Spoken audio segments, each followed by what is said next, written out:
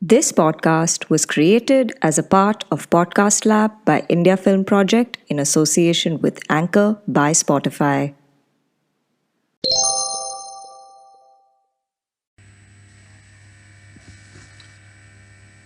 Imagine a blank white space. Imagine standing on an infinite grid of squares. There's nothing around you. No color but black and white, and your multi hued articles of clothing stand awkwardly against a backdrop of blinding white. You take a couple of steps forward.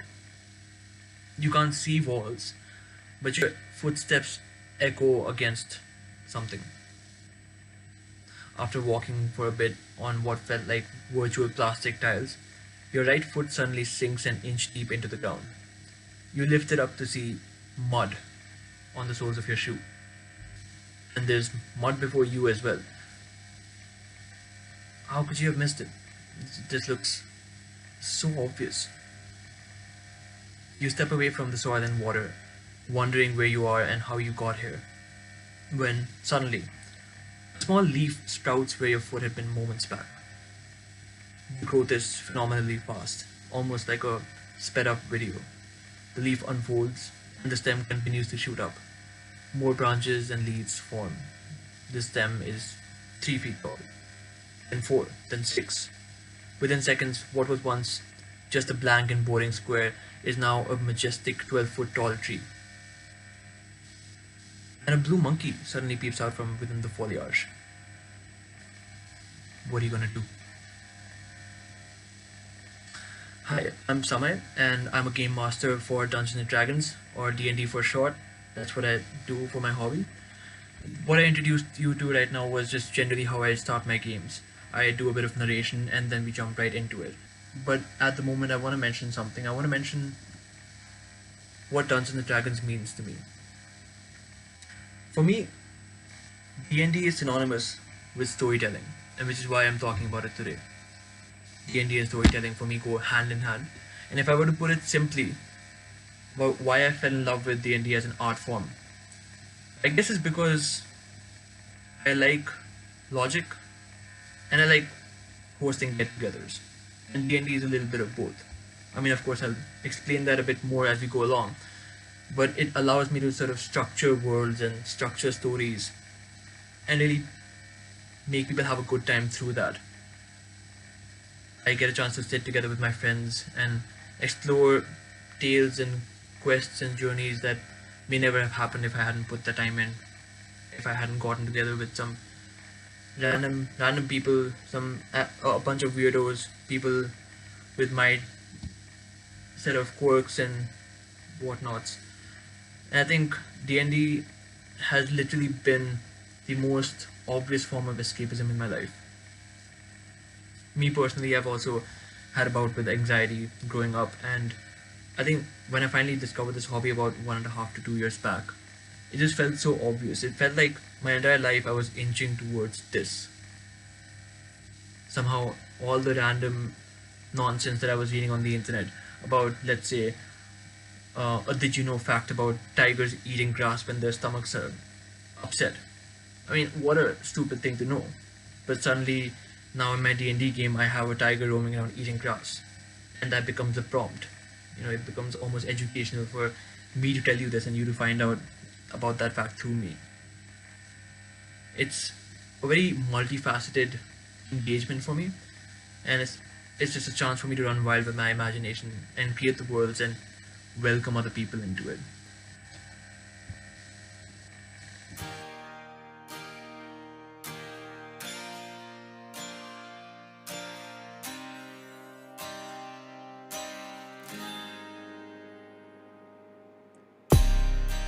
Hey everyone, welcome to the Closet Writer Chronicles. I'm your host Sangeeta, aka the Moody Marshmallow.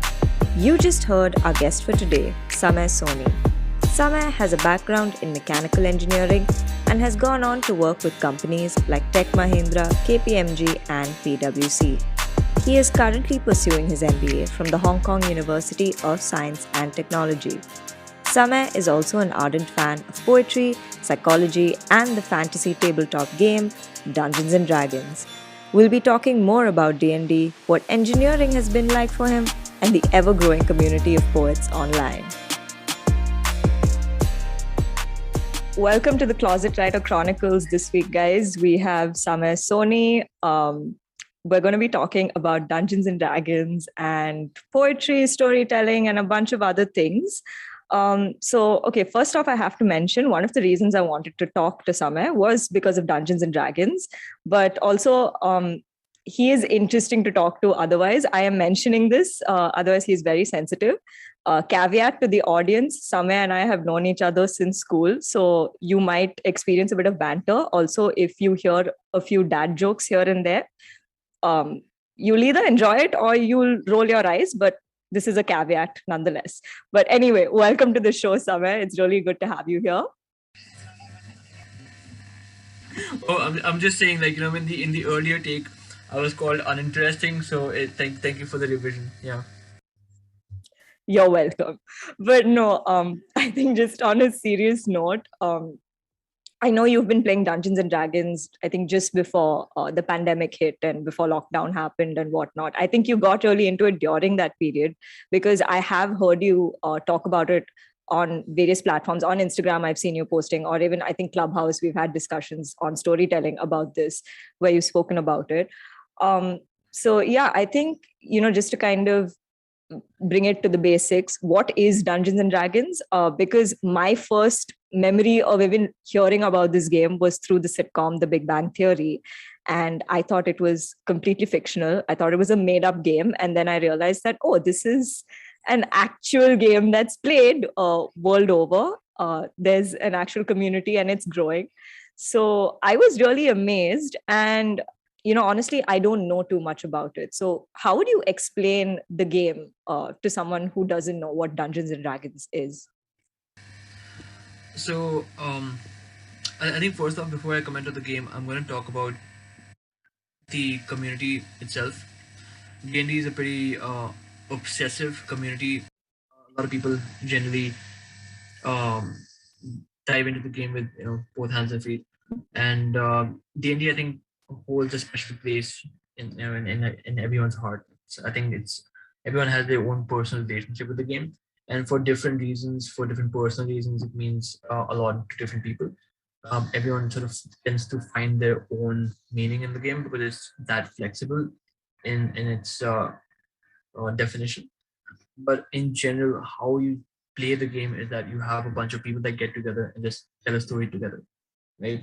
If I were to sum up D&D, it's basically a collaborative storytelling experience in a social environment, which is a pretty heavy thing to say. So I'll break down what I mean by that, which is basically you and let's say a bunch of people, 4 or 5 people, 4 to 5 friends will get together, sit at a table, Right. and among 6 of you, there will be one dungeon master who will be running the game, who will be deciding the plot. He's basically put the work in, done the notes, so he or she has already created the world, and you, the players, will interact with it.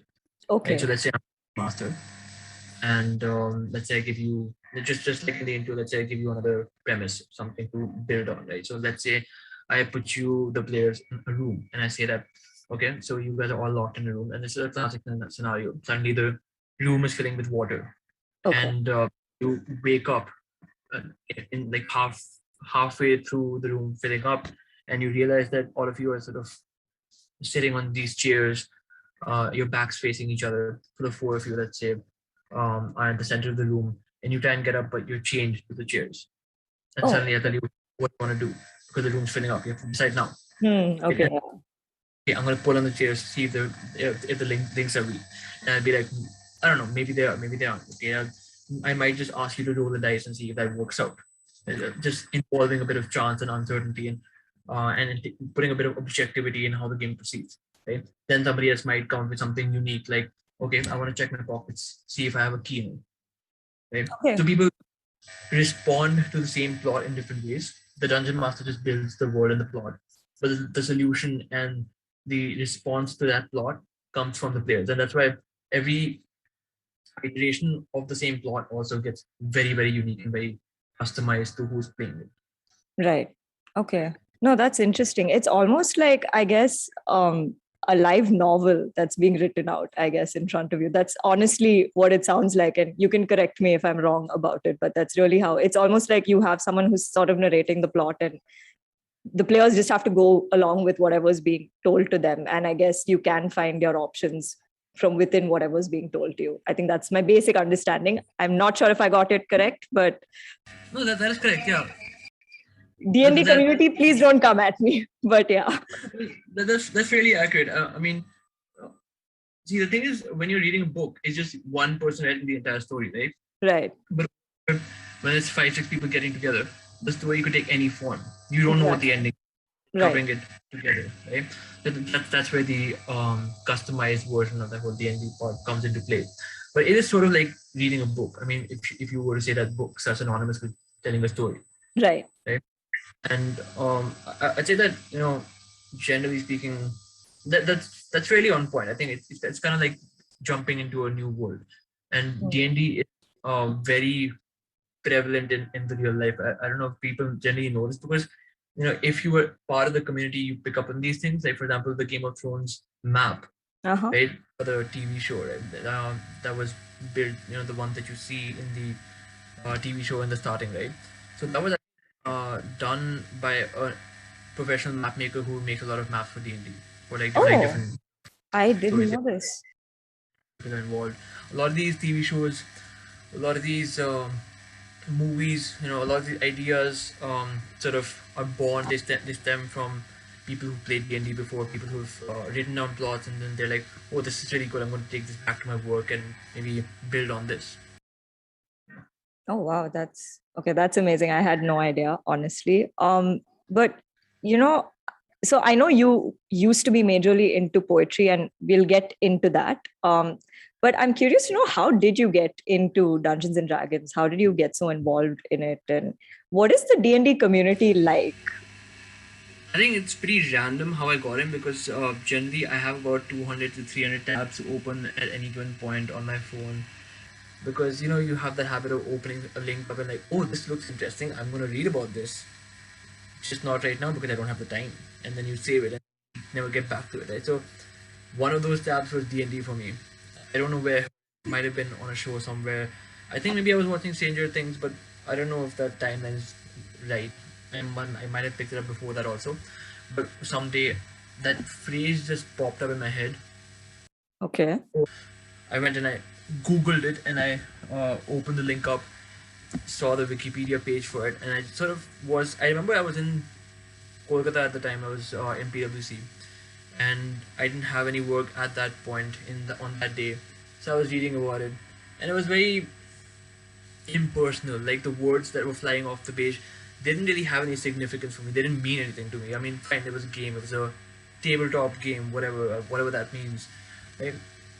A few weeks after that, suddenly one of my really close friends from college, like my roommate from college, Sanjay, I was on a call with him, and he just suddenly mentioned, oh, by the way, I'm getting into D&D. It said Mumbai is a pretty active scene for Dungeons and Dragons. There's a lot of people getting together over here in cafes, and their communities being formed. And I'm like, I was just checking the game out. Oh my god, there was some kind of subliminal messaging through some TV show that we may have commonly watched. I'm sure that was suggested to us that, oh, that's something that exists, and we might have both picked up on it, and we just don't know, Right.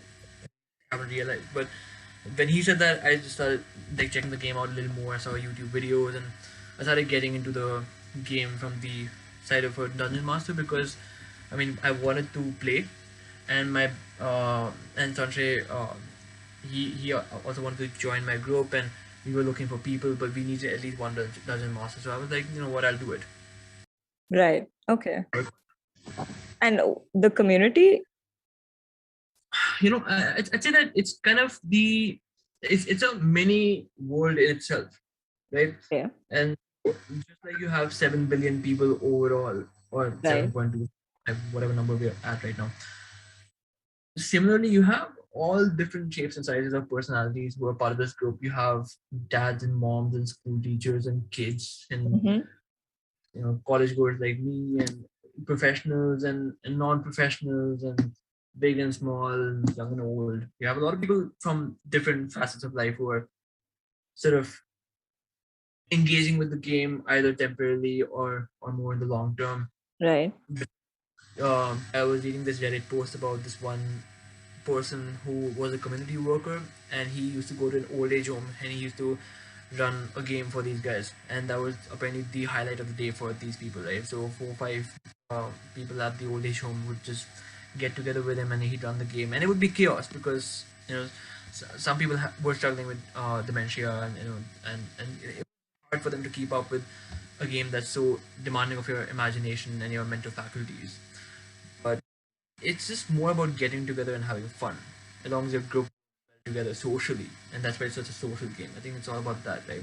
So the community sort of offers you that perspective that this game really defines itself differently for different people, and because it has such a wide-ranging application in how people pursue it, that's where the personalities um, get into that community, right? But I think the one thing that binds us all together is our love for the game. Right. And that's important. I think that's the basis for any community, right? Like, I think this common love for something.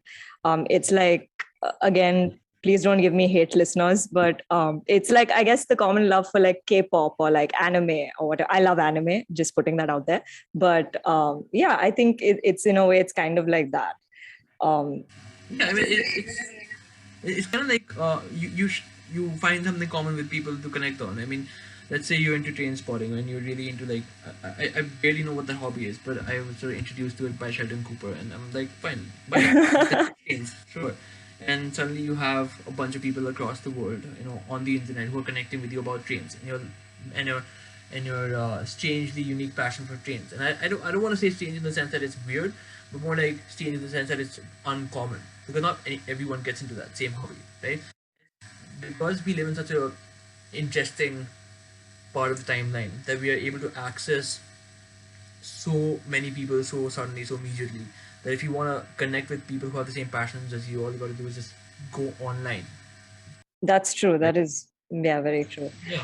I think online today you have so many spaces to connect for different things. Even for podcasts, I think it's amazing the kind of groups that are there online. So many online communities to talk about podcasting or shows. If even for things like say cooking or even reading, I think I've found a lot of like good book clubs online, which have been amazing. But no, I think it's so cool that you're a part of a community like this. And it's definitely, I think it's like, I didn't realize how big a deal it was, especially I think now in India also, the way it's picking up.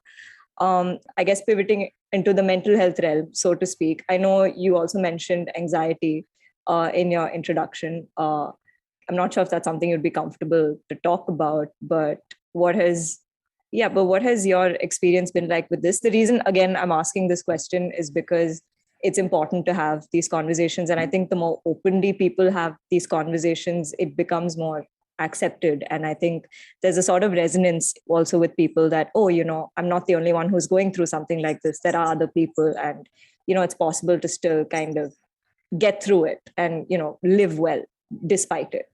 So yeah, if you can talk about your experience with anxiety, that would be great. I think I'd say that I have zero reservations about talking about my anxiety. I Okay. think I think something that I'm very open about, especially because of my relationship with it. I just find it super irritating that I have anxiety, because I'm like, oh, I mean, life would be so much better without it. Right. But I have it, and it's just, uh, and I do see myself as someone who is generally brazenly confident once I know where I am and what I'm doing. That's just how I live. But for people, it's very paradoxical to see someone like me talk about anxiety when I say that I'm confident in life, or rather that I'd like to be, and I've taken measured but definitive steps towards realizing that part of my personality, where I'm really growing as a person who's more confident in their own skin. But that has nothing to do with anxiety. Anxiety is just, for me, I mean, just as overthinking something. For some reason, I get a feeling, it'll be weird, sort of a pit in my stomach, which is not really, I mean, it's just, the proverb doesn't do it justice, because you really have to feel it to know it. And for someone who's even had like a small like panic attack, or like a small anxiety attack, or some kind of like anxious feeling, some sort of like nervousness, which has underlying tones of dread. Right? They know what I'm talking about, but you really have to experience it at least once to know what it might feel like. Extrapolating that, what it might feel like to live with it, right? And when I said, like, um, for example, if I were to give an example, let's say that anxiety is very obstructive and inhibitive, uh, unless you're actively working against it. Because if I were to give an example of my professional journey, I'm in an MBA program right now, and getting here was super hard. And I know what hell I went through to deal with, scrutinize my past, to bring up my achievements, to be able to talk about it in a way, in the capacity of a salesperson, somehow pitching myself to people who I consider morons. Because let's face it, if you're admissions committee, you're not like the creme de la creme. Okay, so Right. convincing them I'm worth it, and I know that I'm worth it. I'm like, I know that I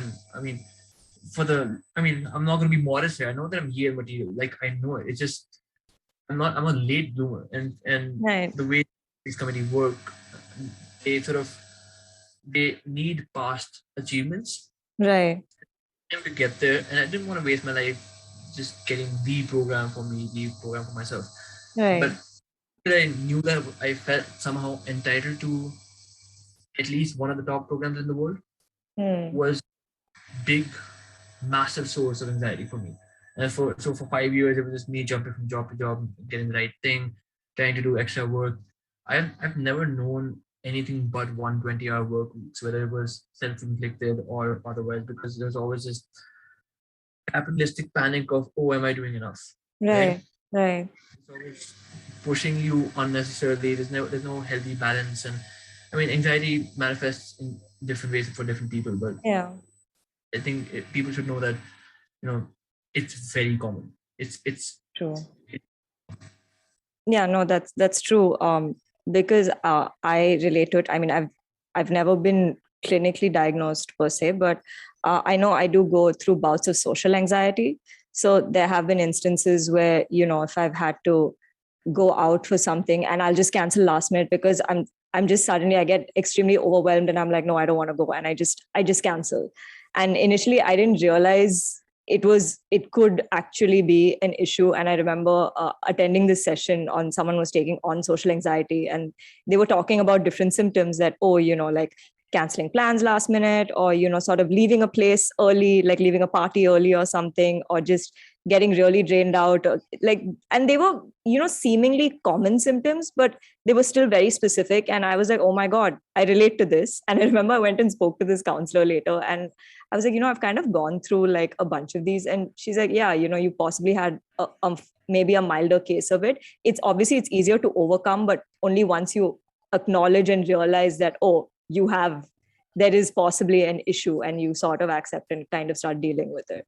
So yeah, no, I completely get that. And it's like you said, because it's very easy for people to judge, also to look at you and say like, oh no, how do you have anxiety? Oh no, how are you depressed? Everything's going so well for you. It's all like, flowers and ponies. So nothing can go wrong. And I'm like, no, you don't see the dark clouds over me. But yeah, no, I completely resonate with that. I think we diverged or digressed a lot on this one topic, but I'm glad we had this conversation. I think it's an important one.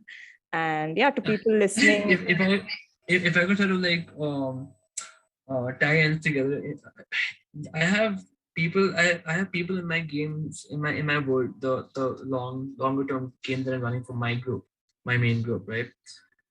I have people over there who have anxiety issues. I have people who have depression in my game. My right? NPCs, who are the non-playable characters, who are the people that my players meet, Hmm. which is all the NPCs are me. I'm the one acting on everyone, right? But I sort of try and like give a lot of different dimensions for NPCs, and the quickest way for me to like do that is to empathize with how they generally would be in life, right? So some people are very authoritative, some people are so and so. I mean, but I was running out of personality types until I realized that, it's not representative of a real life society unless you give people some sort of mental health issues, and you That's true. explore that side of people, right? So I have those in my game who also have anxiety issues, and in fact I think I relate to those characters very hard.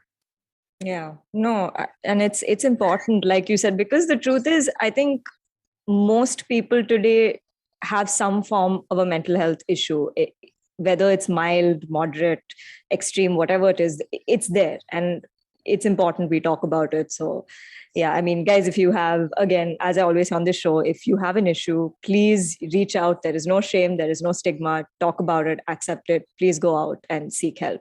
You will get through it. You really will.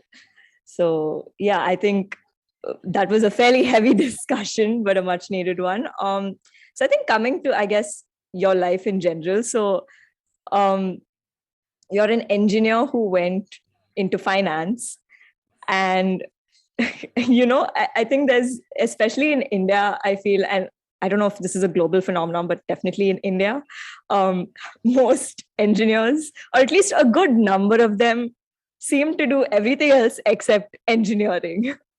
And this is in no way to, like, sort of shame you or anything, but no, seriously, I think I really want to ask this question of, what has your journey with engineering been like? And I would imagine you were also a fairly good student, because I know you were even a part of like this team that went for a global competition where you designed drones and you placed third globally. You can talk more about that if you'd like.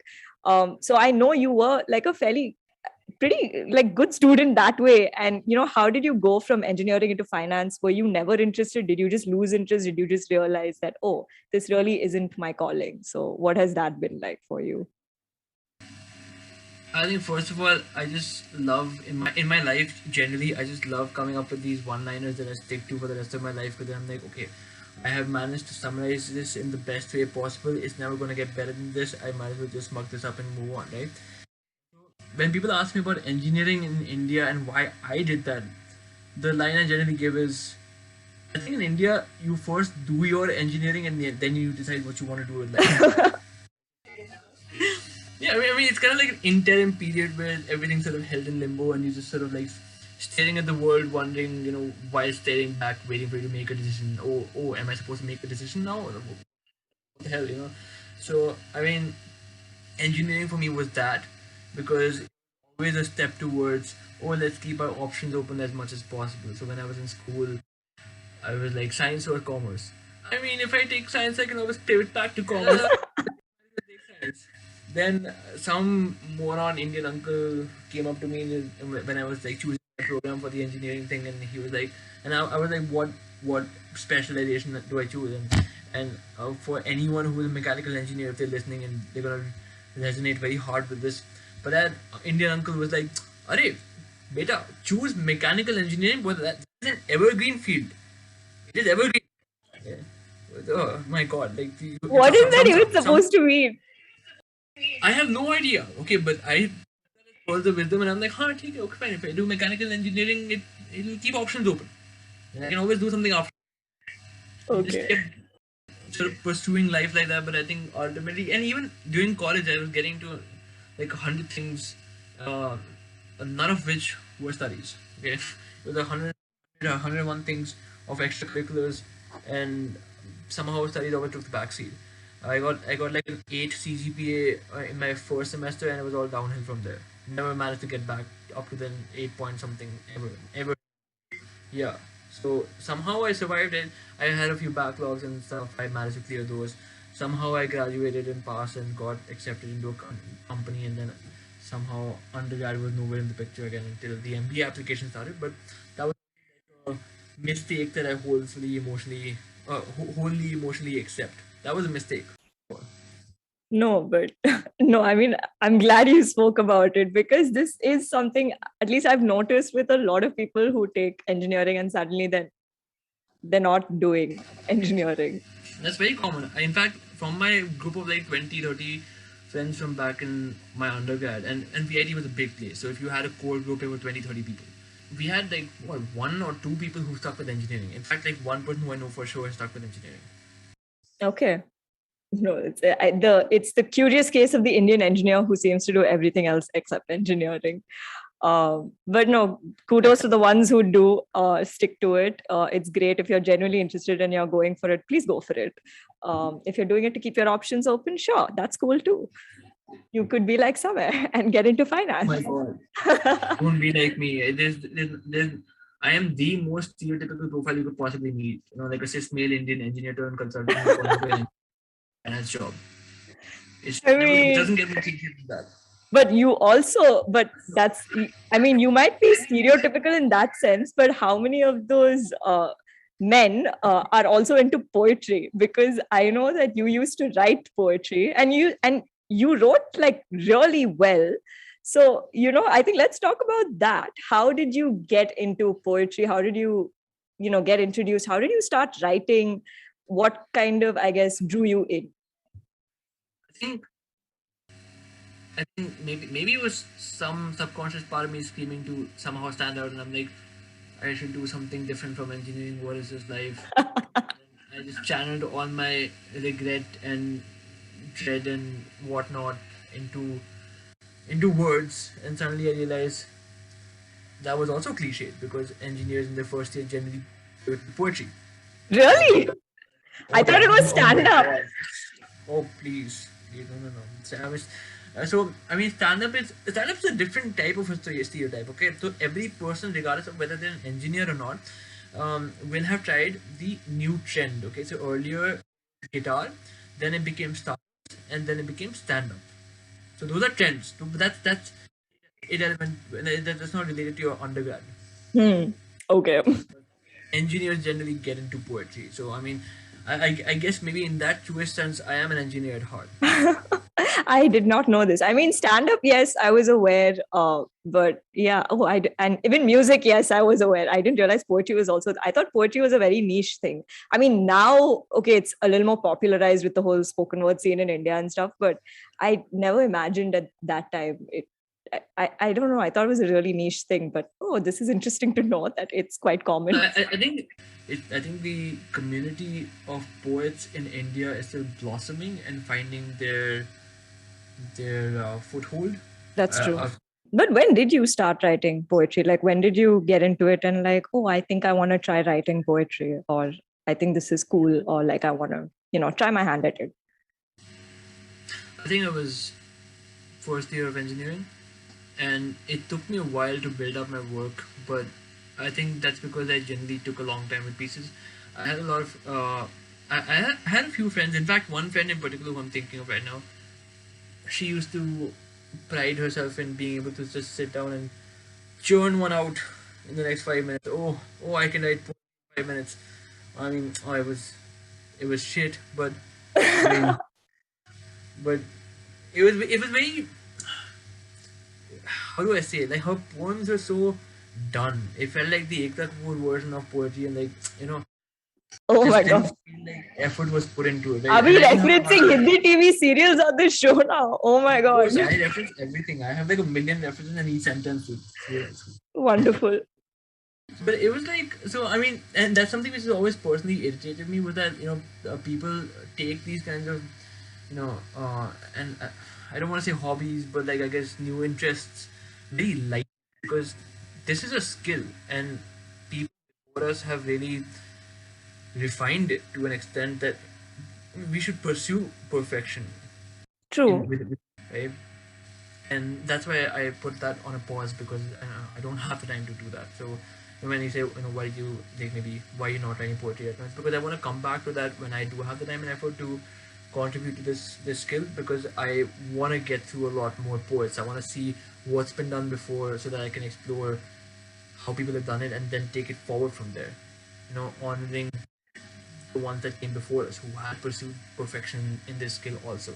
So for me, it's that, and to see her saying that, oh, my poetry takes 5 minutes, and that's just, do not relate to that. For me, it's like I used to write one poem in like 2 months, 2.5 months, and then I keep coming back to it every couple of days, seeing whether I was feeling it or not, and so that's why it took time for me to write and build up my work. But yeah, I mean, okay, so since I imagine then you're more of a purist in the sense of like, okay, follow the technique, follow the craft, actually give it the effort. Would that be a correct way of stating? No, not really. Because if you look at language, for example, and I think that's a good analogy to explore for this particular point. There are a lot of grammar purists who have and who have a natural irritation with some of the evolutions that manifest in the forms of slang or new structures of sentences. And I feel like every time has its own way of expressing itself. If you were to look at some of the latest slangs, then I don't have anything to offer as an example off the top of my head, but a lot of people would say that, oh, this is not right, this is not how it's done, but it's not for them to say anymore, right? Doesn't mean that we're not honoring how a skill should be done. But as long as we know how it used to be done, and then we consciously look forward from there, like so, it's important to know what was done before you move on and try out your own techniques and your own whatever. Like there's a reason why you can actually specialize in this, get a degree in this. If you have never read Edgar Allan Poe or Walt Whitman, or just some of the greats who've really spent time in this zone, right? You'll never know what's already been done, what is cliched, what is not, what it means to truly hit the mark with the right line, right? And just that depth of thought. You'll never understand what it truly means to appreciate that until you've seen what's been done before, and then you can take it forward in whatever shape or form you want.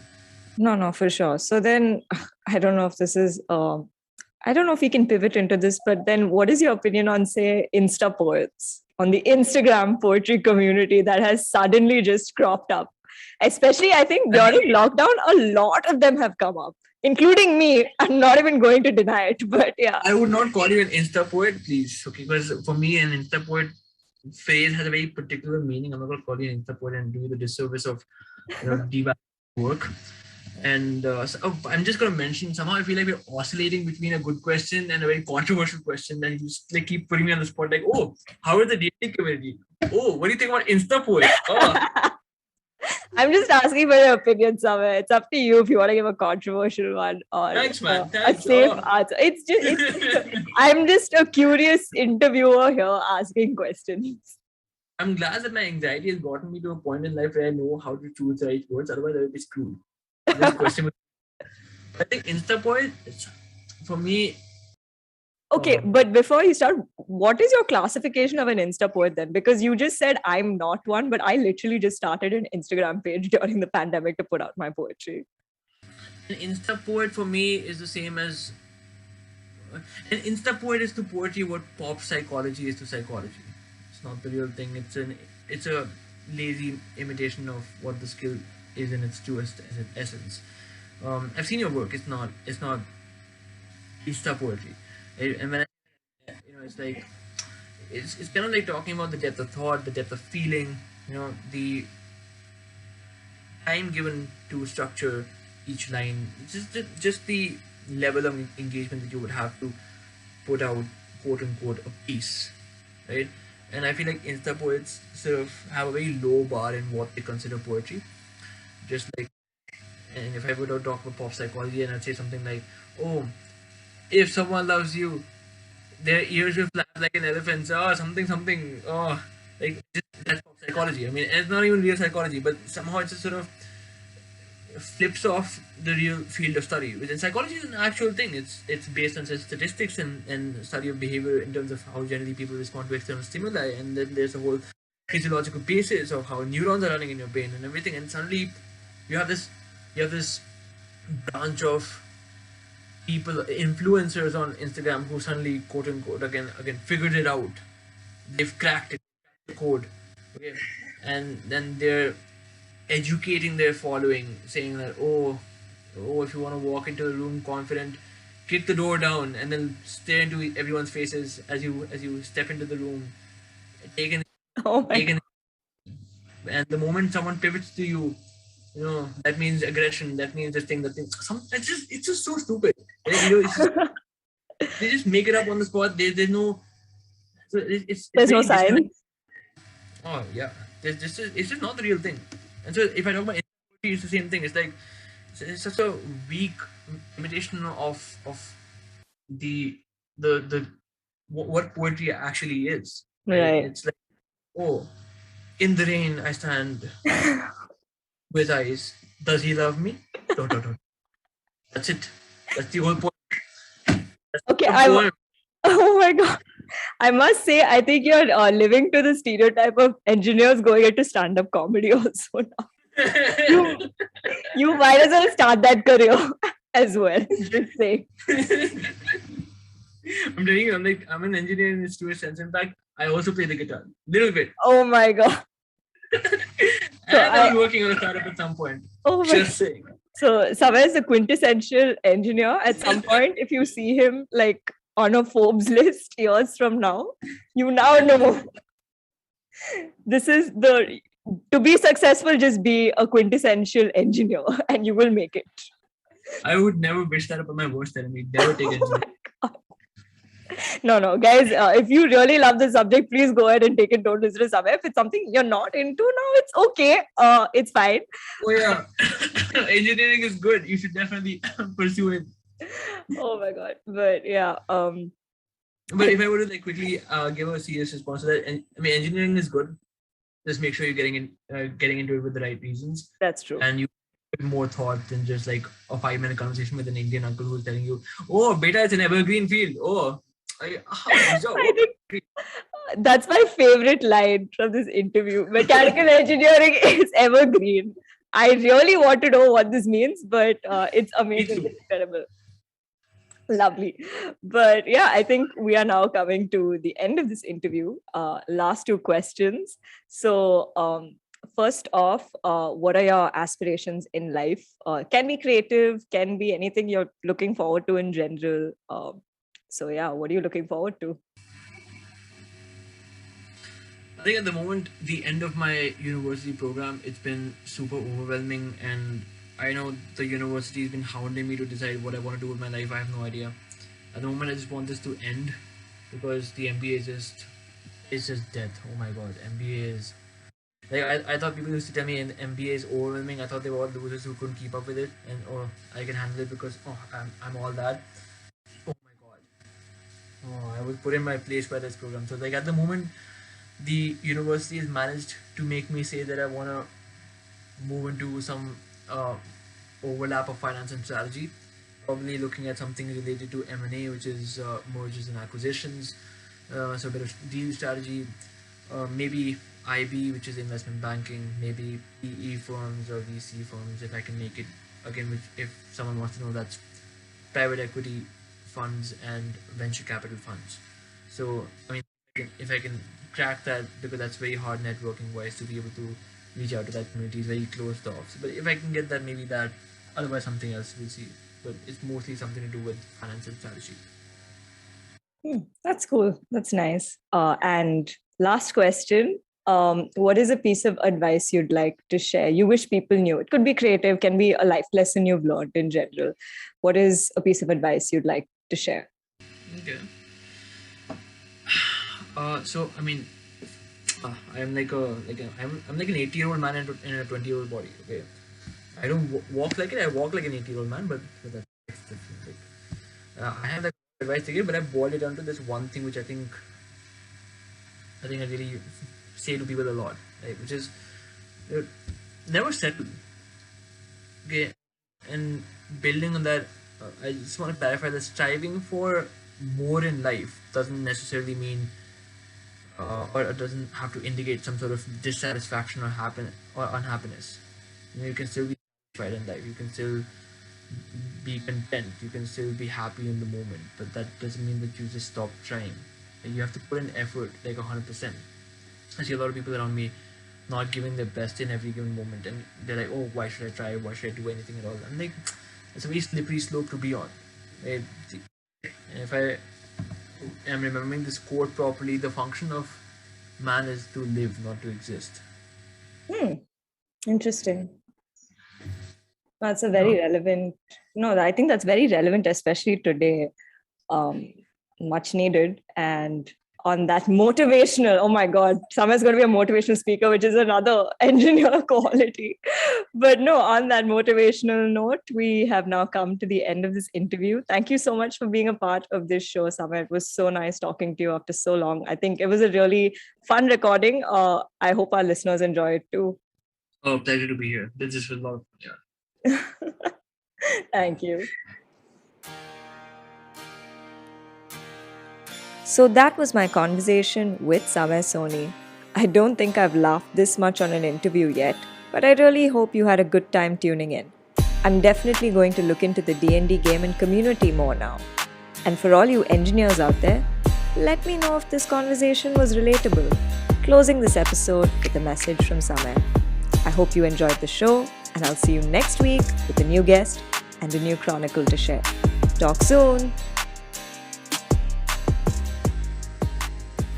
Okay, this is the outro part of the interview. I'm supposed to talk to you about my work in general and what I've been spending my time doing.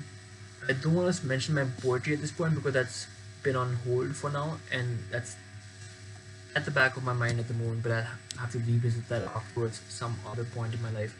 At the moment, I think what's forefront for me is D&D, and I'm trying to hone my skills as a game master, not just in Dungeons and Dragons, but I'm exploring other tabletop gaming structures. And I think the biggest part of being able to do that is when I can connect with new people and run games for them. So for anyone listening, just if you want to play a game, if you want to check out D&D, I'm always open to new people I've never met before. It's completely fine. My table is always open for you guys. Just connect with Sangeeta, reach out to her and ask her to connect you with me, and I'll be happy to run a game for you and your friends. I've already done that for a couple of people around the world. I've been putting out free game invites for random people on Twitter, and a lot of people connected with me. I ran some games for like some people in New Zealand, some people in UK. It's a very active community to be a part of, or to at least come across, even if it's temporarily, just to check it out at least once in your life. But it's definitely going to be an amazing experience. That's something that I can definitely offer. So looking forward to connecting with you guys.